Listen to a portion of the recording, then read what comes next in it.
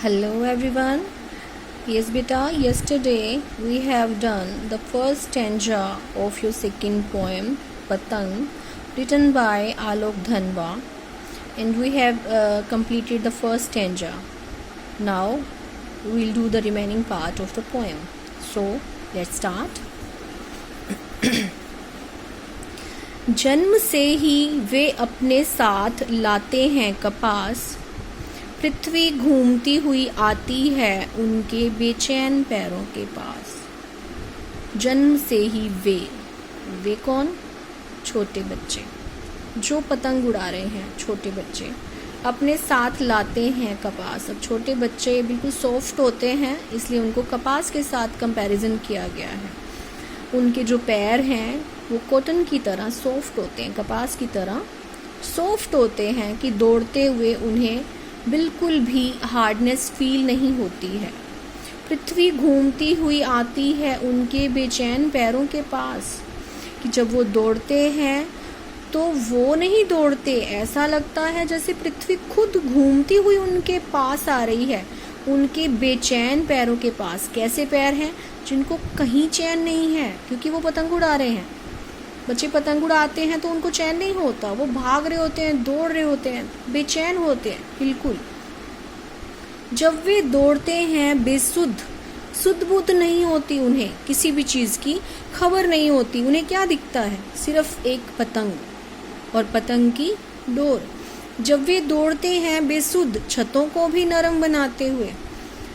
छत चाहे किसी भी छत का फर्श चाहे जैसा भी हो, लेकिन बच्चों को वो नरम महसूस होता है। वो ऐसे ही दौड़ रहे होते हैं कि छत उनके लिए नरम होती है बिल्कुल, क्योंकि वो बेसुध दौड़ रहे होते हैं बिना होश के। उन्हें सिर्फ पतंग दिखती है और आसपास कुछ नजर नहीं आता है। दिशाओं को मृदंग की तरह बजाते हुए। अब जब बच्चे छतों पर दौड़ते हैं तो उनके पैरों की आवाज़ को मृदंग की तरह बोला गया, कि उनके पैरों की जो ठप ठप आवाज़ होती है, ऐसा लगता है जैसे मृदंग की थाप बज रही है। क्योंकि छतों पर बच्चे बेतहाशा दौड़ते हैं, इधर भागते हैं उधर भागते हैं कि पतंग कहीं कट ना जाए, और अगर किसी की कट जाती है तो उसको लूटने के लिए भागते हैं। तो दिशाएं जो हैं, चारों दिशाओं में वो ठप ठप की जो आवाज़ होती है, ऐसा लगता है जैसे मृदंग की थाप बज रही है। जब वे पेंग भरते हुए चले आते हैं डाल की तरह लचीले वेग से, अक्सर छतों के खतरनाक किनारों से।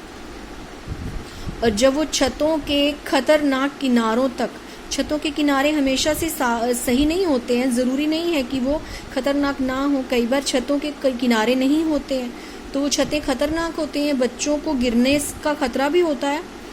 तो जब वो छतों के खतरनाक किनारों तक पेंग भरते हुए चले आते हैं, बच्चे कैसे उड़ते हैं? पेंग भरते हुए, झूलते हुए जाते हैं, अपनी मस्ती में झूमते हुए। डाल की तरह लचीला वेग।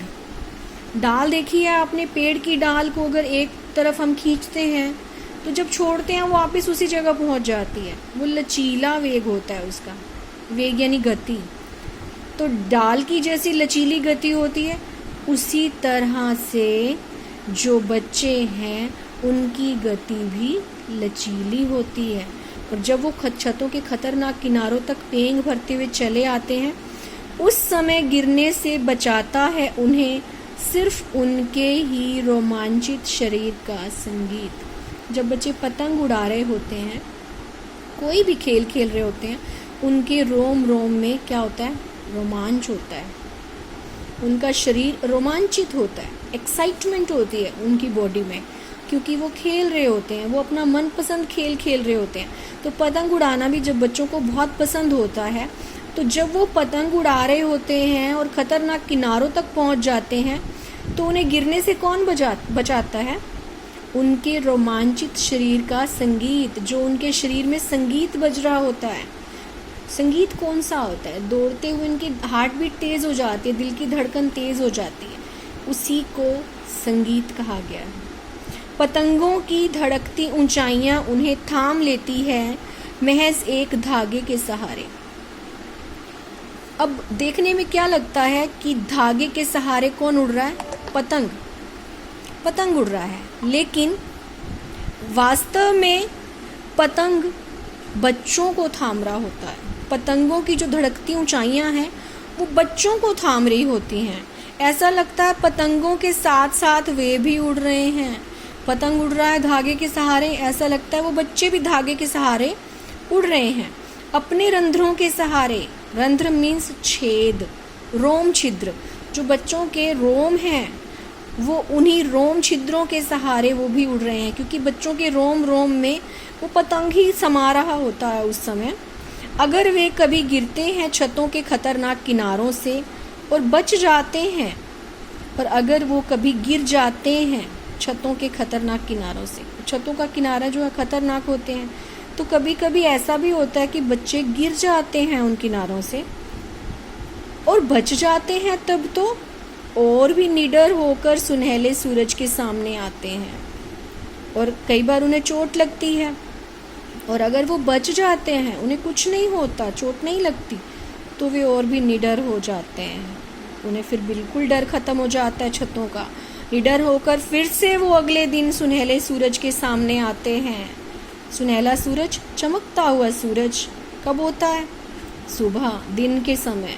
तो अगले दिन वो फिर से उसी सूरज के सामने पतंग उड़ाने आते हैं। पृथ्वी और भी तेज घूमती हुई नजर आती है उनके बेचैन पैरों के पास। और जब वो फिर से निडर होकर अगले दिन पतंग उड़ाने आते हैं तो उन्हें और भी तेज घूमती हुई पृथ्वी नजर आती है उनके बेचैन पैरों के पास, क्योंकि उनके पैर और बेचैन हो जाते हैं।